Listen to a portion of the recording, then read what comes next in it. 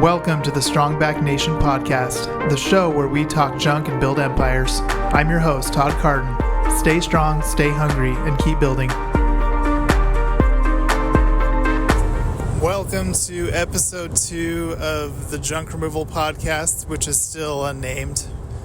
Hopefully by now it's named, but we'll see. All right, today we're going to talk about different marketing strategies to get your phone to ring for your junk removal company. So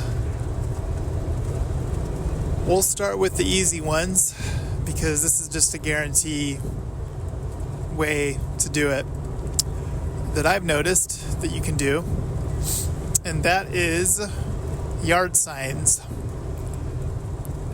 So you just I order my yard signs from UZ Marketing, and I get the double-sided ones, and all it says is like junk removal free estimate, phone number. That's all it says. I use CallRail for a tracking number. You could probably use Google Voice, or you use Google tracking number for that as well if you don't want to pay for CallRail. But the first year I ordered 100 of those, and with the other marketing that I was doing, it was hard to get those signs out. I was getting 5 to 15 signs out at a time, but just kind of kept it consistent. Like once a month I just put out a few 5 to 15 signs out, try to keep them out there. And throughout the whole year I got collectively like 60 phone calls from those yard signs, and made a huge return. Like I exceeded the cost of the signs, so that I would say that's worthwhile. And so that was last year. So this year what I did was I ordered, I think 200 signs. No, 175. And I placed close to 100 signs so far, all over the place of where I wanted to service. And so far I'm getting like 1 to 3 calls a day from those signs, which is pretty good for yard signs. So if you want to get 3 to 6 calls a day, I would double that. I would double the placements of those yard signs. Now, given these are placed across 2 counties, so kind of spread out, I could probably saturate a little bit more before it gets like too ridiculous. But so if you want to do 200 yard signs, I would say my prediction is, and if they're in good areas, you could probably double that. So if you place 200 yard signs, which is like what, $700, and you're getting 6 to 9 phone calls a day from that. I mean, do the math. I'll have to sit down and do the math, but that sounds like it would make sense to me. Even if you close like 30% of the phone calls, or 40%, you should be in good shape, especially if your average job size is like $120. I mean, sorry, 220 to 250 or more. You should be in good shape to just doing the yard signs alone. What I'd like to do, I might just crunch some numbers when I get to the home office, and see what kind of results you can get with the budget and with kind of what you're going to get paid. So maybe when I have time before I put this episode out, towards the end, I'll crunch those numbers and confirm if that's kind of if it would make sense to do that. But in my mind, for the cost, how cheap they are, and with what you're getting, it's a no-brainer. So that's just talking quantity numbers, how many signs you're getting out.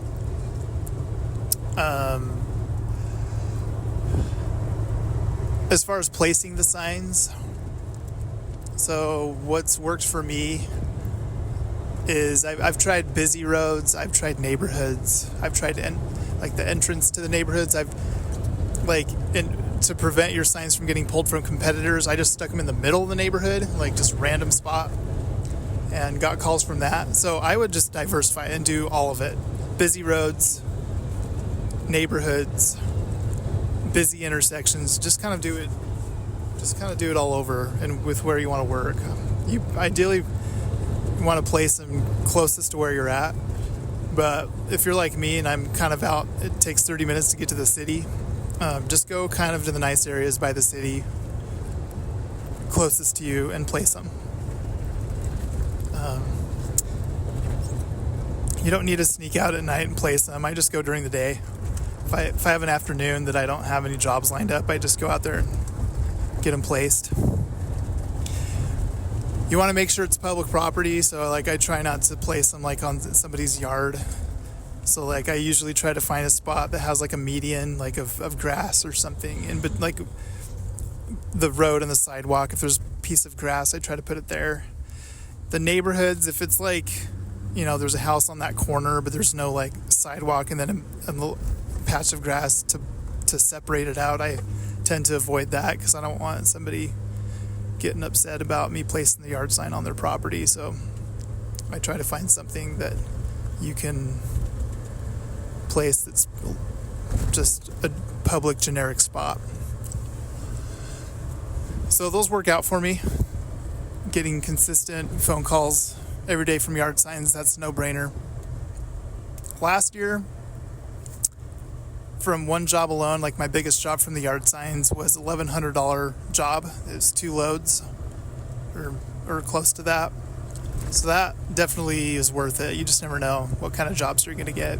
And I'm getting calls, and it's February. I'm getting January through February, I've been getting 1 to 3 calls a day with just these yard signs. So imagine when there's no snow on the ground and it's spring and summer, and people are looking to do that, you're going to have a lot more calls going the yard sign route. So anybody can do that. I think anybody can just place those yard signs.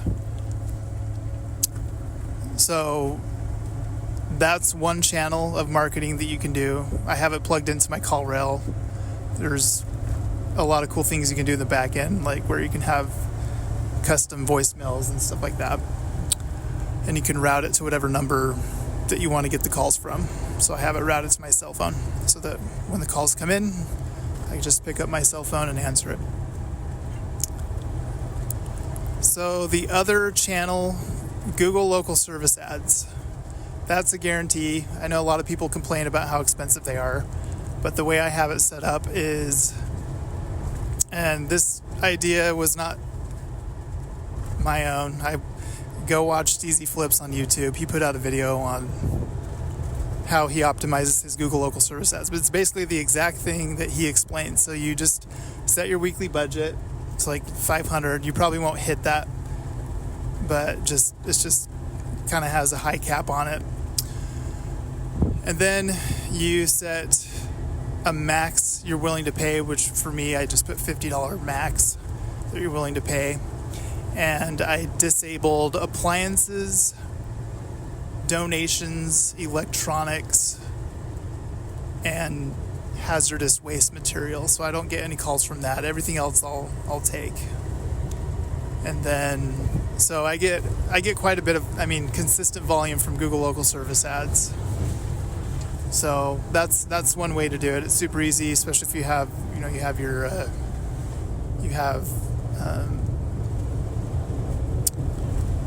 Google My Business set up. I think it's synced to that account somehow. The next thing that I would do that's easy is Facebook ads. So the difficulty level is getting a little bit more, especially if you want to do it right. And this probably would require a video of how you set up the Facebook ads. But honestly, what you can do, just take a picture of you in front of your trailer or your truck, and just in the text, just say, "Hey, my name is so-and-so, and I am a family-owned junk removal company, and we're, just type up your offer. Like we're looking for anybody who needs help hauling away XYZ. So just type in the text there, and then have when they click on the ad, it goes to Messenger, and you can start there. What I had to do to get a little bit more control over the messages is I have them automated. So like I used ManyChat, and I did not do this on my own. I had to get some help setting that up. But where there's some automated messages that collects their name, phone number, and email. No, not email. Just their name and phone number and what they need help with. And then I call them. So you can go that route. ManyChat is $15 a month. It's not much. Pretty easy. But I'd say Facebook is a good, consistent lead source and low cost. Like the lead cost is way lower than Google. And you get all kinds of people who need stuff removed. And what I've heard from podcasts and videos, that doesn't really work for them. It's worked for me. I like it. It's another source of leads to get calls from. Source number 3, Google. I had to go through quite a bit of a hurdle to get this one set up. This is a big one. So I used Andrew Thompson's, I think he's got a free course out there, maybe a paid one too. But I watched 4 hours step by step of how to get it set up. He shows you how to build your landing page using lead pages and plug in the domain, the landing page, get all that set up. And he shows you how to do conversion tracking and all that. But what I did was, when I got to that point, I just called Google and got a rep, and they did step by step, showed me exactly where to go, where to click. They told me, go to what is that? Google Tag Manager. Go here, click on this, click on that. Go back to Google Ads, click on this and click on that. So just call your Google rep or Google, and a rep will call, set up a time, and they'll be able to plug in your conversion tracking. Google Ads is a huge beast of a marketing account that, it took me weeks, maybe a month to set that one up. But if you have the patience, maybe take your slow season, December through February, and just get that cranked out. That's what I did. So that's the big one. When you're in your Google Ads account, you want to build out your different ad groups. So you have your campaign, which is like your city, and then the ad groups is like the different types of services that you offer, if you want to narrow it down. So like basically different groups of keywords that people type, and you separate it out. So what I have is like junk removal, just kind of like your generic junk removal keywords. And then the other big ones are like hoarder house clean out, junk pickup, junk pricing, junk removal pricing. There's a whole list. I built out a lot of ad groups, but the junk removal one gets the most traction for clicks and conversions. But and that's, again, a whole nother video that you can do.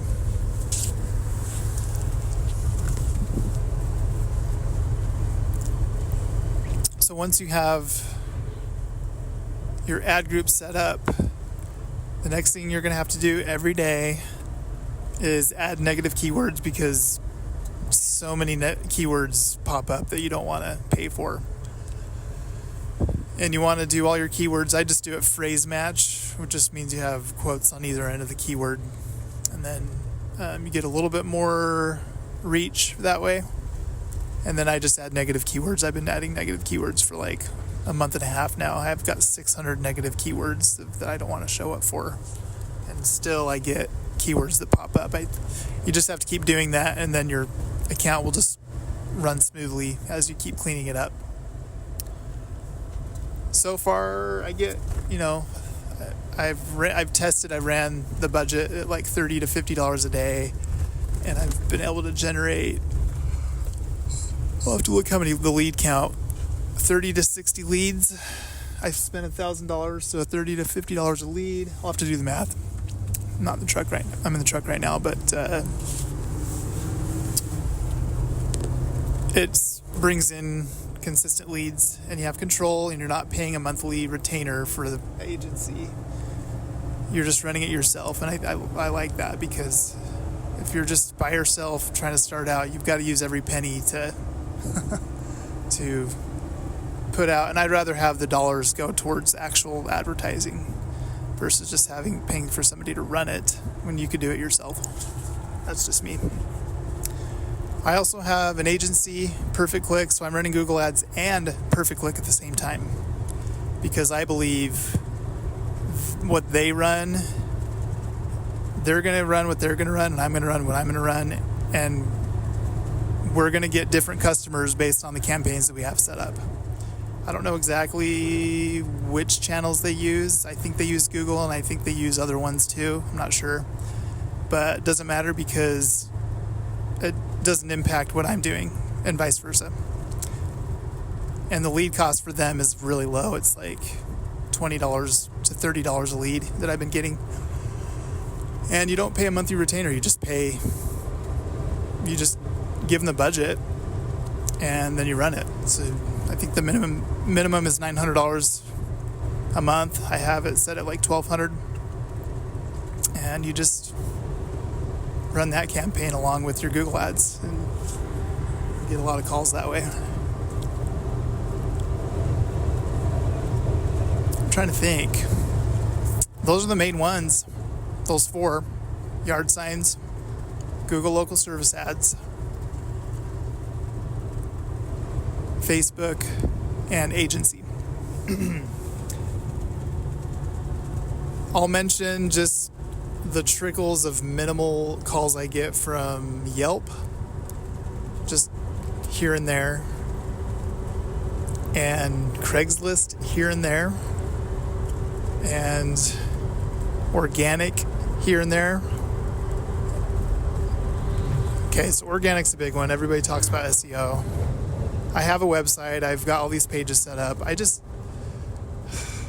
like to rely on that, because it's like you have no control over the calls you're getting. It's like planting corn. Like, you put all these seeds in, water it. You don't know if it's going to grow or not. Like, you don't know. And then you have to wait like 4 months before you even get corn, or before you get calls, or longer. So I have the website. I don't know. I don't like SEO. It's like Willy Wonka and the Chocolate Factory. You just don't. This mysterious algorithm. You build these pages, and you backlinks, and you put all these videos, and you link all your socials to your website. And then maybe if you're lucky, you'll get calls organically that way. I know over time it works. It's just annoying. I've done SEO. Like, my internship was like building my dad's woodworking website. This was like 15 years ago. And I built a WordPress website for him. And luckily I got one really good keyword for him called attached shed, and various keywords related to that. And so for 15 years, he's been getting traffic to his site from that one keyword.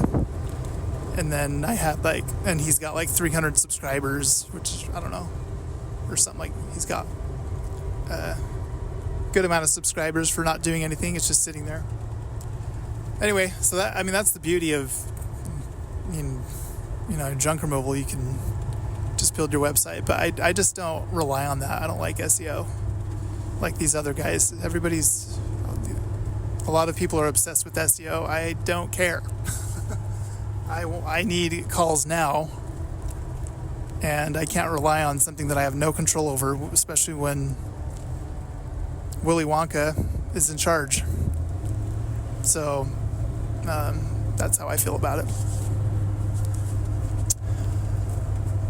So there you go. There's your marketing. I think the next episode I'm going to talk about closing calls, closing sales. So stay tuned for that. That'll be on episode 3. Hope you enjoyed. Have a good one.